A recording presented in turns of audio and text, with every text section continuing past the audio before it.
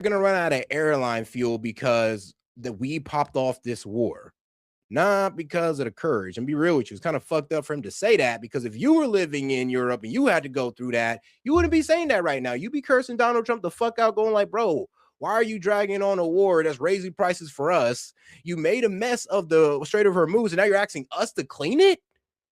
That is insane. Like, you literally popped this war off, and that's what makes Donald Trump look weak right now. Why? Because you popped the war off, acting like you can close it out in a week or so. Now you're over here asking for NATO's help when NATO wasn't even built on that type of alliance. NATO countries can't drag us into war. So what makes you think we can drag NATO into a war? And I get it. NATO don't be paying their bills. If we want to separate away from them for that, sure. But not because they didn't want to get dragged into a war that they didn't start or want no parts of. Like, that's freaking ridiculous. China is very happy that I'm permanently opening the Strait of Hormuz. When you threaten a ship that's flagged by China, this is effectively an act of war on China. China's got 600 nuclear weapons here. Is there a concern that President Xi starts looking like the real adult in the room? I can see a situation in which the Europeans see China as a diplomatic savior. The question is, how long can President Trump keep this up? What is this? Pope Leo has a plus 34 popularity rating in the United States. Trump has a negative 12. It's weird to take a fight like that. We sent them a lot of guns. We sent them to the Kurds. Oh, guys, make sure you double tap that screen and like the video, guys. Let's get more people in the conversation by double tapping that screen. If you have any questions, comments, jokes, disagreements, you go ahead and send it in the super chat. $2 or up. Appreciate the support, guys. But all right, though, let's keep it going. And the president says he thinks the Kurds kept them. Did you steal them? A lot of people were stolen. Can't speak for the other side. Keep on protesting, the US president told the Iranian people in January. Help is on its way. Well, many Iranians in the diaspora held pictures and banners of Trump as they protested in London, Washington, D.C., and even L.A. Others appeared frequently in the media, including on this show, to make the case for war. The people in Iran are suffering, they said. The time to act is now. After more than 6 weeks of war, and with the president scrambling for an escape route. I know, it did go from, like, we're going to free the Iranian people to, I'm going to destroy an entire civilization. I'm just like, okay, guys. So now that we expose the fact that it was never about the Iranian people, now what? It's funny how they moved on from, oh, we're trying to set the Iranian people free, to now we just want to stop these crazy mullahs from getting a nuke that they were never going towards. Crazy how things change, huh? Fair to ask whether acting now helped the Iranian people at all. The faces and some of the names have changed, but the regime has not. A lot of its military power has been destroyed, but none of the power it used to beat down its own people. It's safe to assume that many of the Iranians who chanted for Reza Pahlavi are now dead, either at the hands of security services or the bombing campaign. Yeah. Netanyahu and the Israelis sold Trump on a revolution, even as many of us kept asking how that was even possible without armed resistance. Last week, Trump told Fox News that the US did try to arm protesters by sending weapons via the Kurds, who, according to the president, stole them. And they will respond to that claim later on this show. We'll begin with a simple question. Who exactly has been helped by this war? Well, joining me now is Robert Pape, international affairs scholar and author of Escalation Trap on Substack. Welcome back to Uncensored, Robert. Last time you were on, so crazy. So it isn't the first time we try to send weapons to the Iranians. We tried to do it through the CIA Mossad in January during the protest. Yeah, that didn't work out so well for us. And also, if you know anything, we gave protesters guns to shoot back at the Iranian police, and it actually ended up getting, protesters killed because they're being sandwiched between the shooting police and the shooting protesters that was firing from the back of them. Then, of course, you have Mossad agents and some of the protesters out there burning down mosques, burning down personal property, and all that crazy stuff.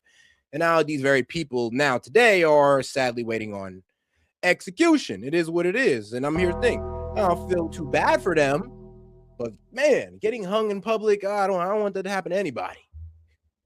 Asked you who was winning this war. You said the US could be facing strategic defeat because of the new significance of the Strait of Hormuz. What is your view as you sit here today?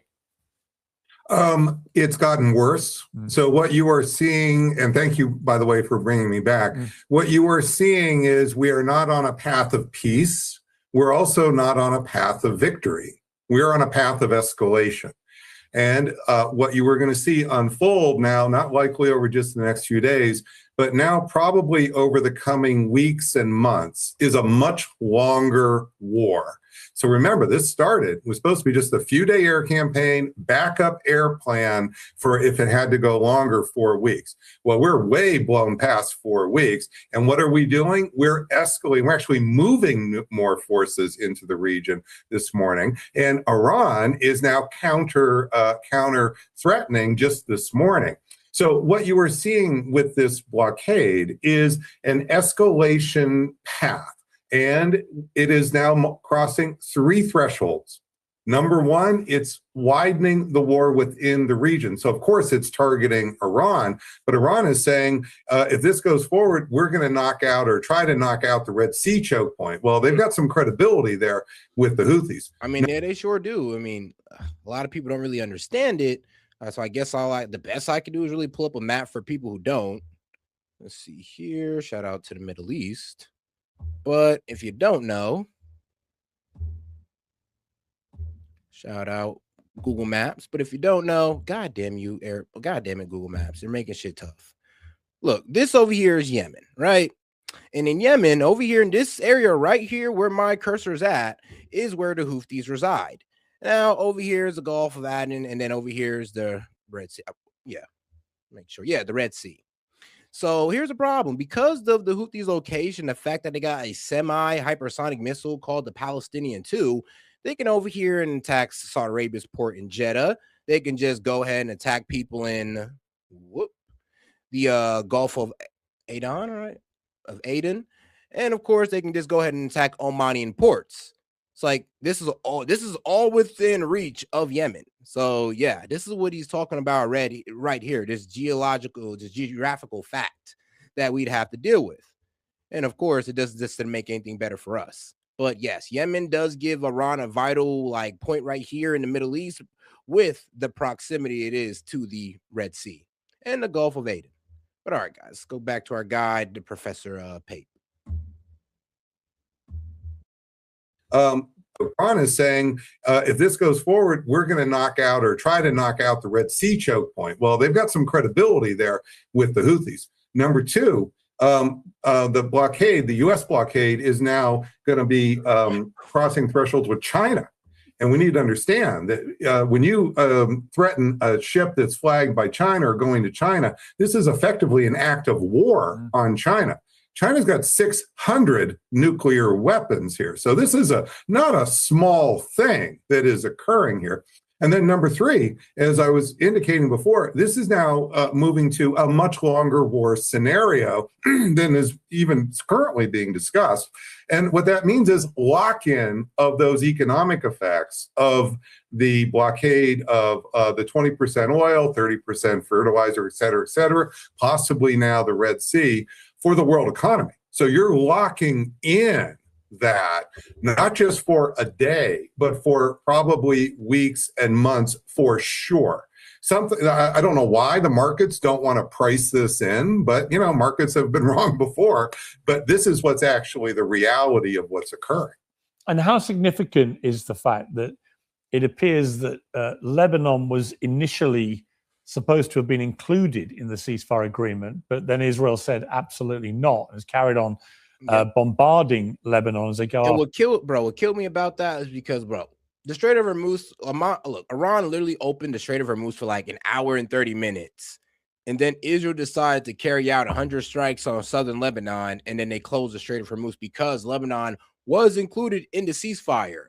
And I know for some reason that we're over in America over here trying to lie about it, but the Pakistan foreign minister said that yes, Lebanon was in the ceasefire and they were there, and so was Iran. So two out of the three parties said that yeah, Lebanon was included, and the only one that's saying that it's not is us, because we don't want to sit there and have to condemn Israel for pretty much effing up the ceasefire. Hezbollah, how significant has that been as part of all this? So what Israel has done, in my view, is played the role of spoiler all the way through. So every time you see this going back to last May, for example, before we bombed Fordo, before the 12-day war, every time we get close to something. Like I said, it's like, it's kind of stupid. I'm gonna be real with you. So we're losing $2 billion a day. And you're bragging about Iran losing. It's actually a little bit over. That's like $435 million a day. And guess what? They don't need that to fire rockets. They don't need that to send off drones. They don't need none of that to carry out their operations of war. So it's kind of funny how you're sitting here bragging about what, $400 million that they don't need, that they really don't need. And guess what? Their biggest buyer, China, is still buying from them. If you actually looked at the Strait of Hormuz, you would see that what was it? The Starry something actually went towards Iran's ports and went through the Strait of Hormuz, aka they got their energy from Iran, and we're not doing anything about it. It looks like a workable negotiation. I mean, not even like a deal, but just workable. You see Israel acting in ways that are militarily a spoiler, threatening the deal in May. Israel started the 12-day war by literally bombing to death the negotiators we were supposed to meet with, and they knew the time and place of where they would be because of the negotiation. So we gave them essentially the targeting information. And now that's just one of many instances that have happened since. So Israel is clearly spoiling the negotiation track. And it's now becoming even, I think, beyond Israel spoiling. I mean, if you're in Iran's shoes, the idea you're really going to rely on the negotiation track, this is just, I think we're long past that moment. And in relation to China, they declared on Monday that the US blockade of Iranian oil leaving the Strait of Hormuz was dangerous and irresponsible. Well, Trump has posted on Truth Social, China is very happy that I'm permanently opening the Strait of Hormuz. I'm doing it for them also and the world. This guy really believes it, the propaganda. But and this is what I was reading too, pretty much showing that Trump pretty much conceded to China to let them go ahead and get their energy through the Strait of Hormuz.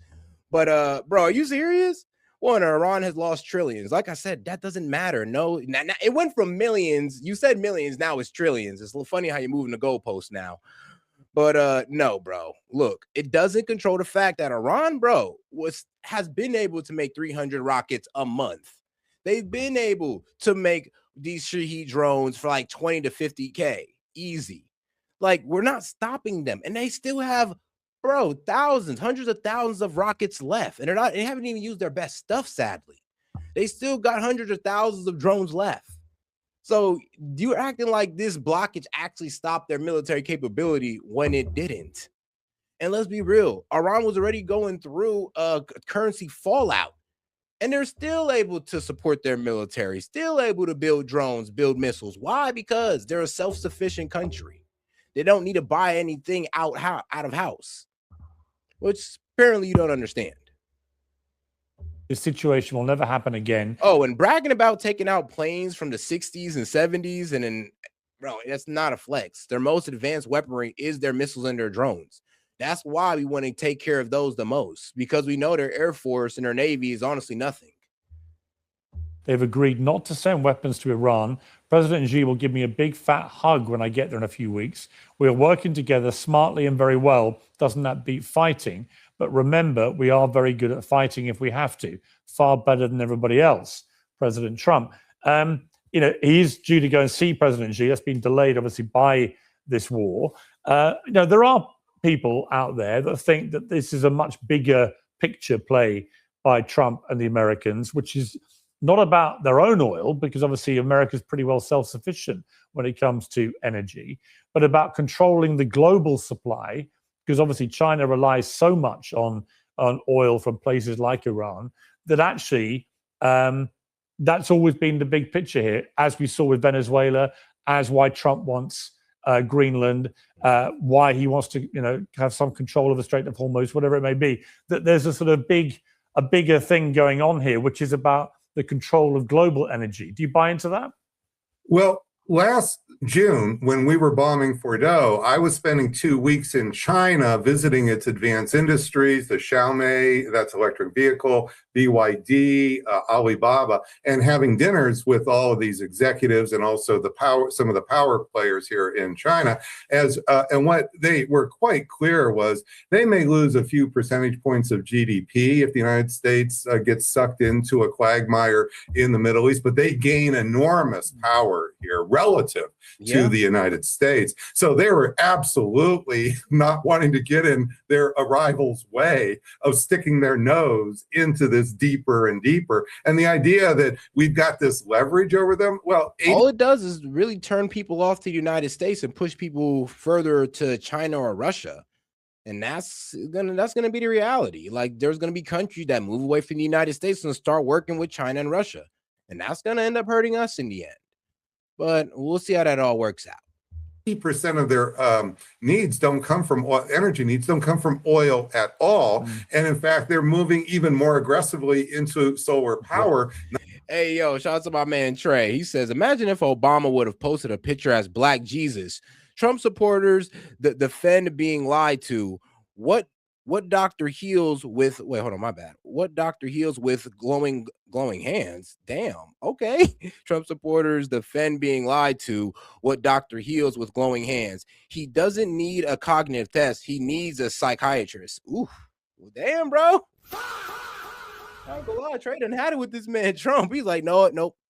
He needs a psychiatrist. You don't need no cognitive test. You already see where he's at with it. Well, damn, Trey, give my man a chance. Can he get one cognitive test before we boot him? But then again, I don't know if we can ever trust these presidential cognitive tests, because Biden was able to skirt his because, well, the guy who's running it just happened to like him.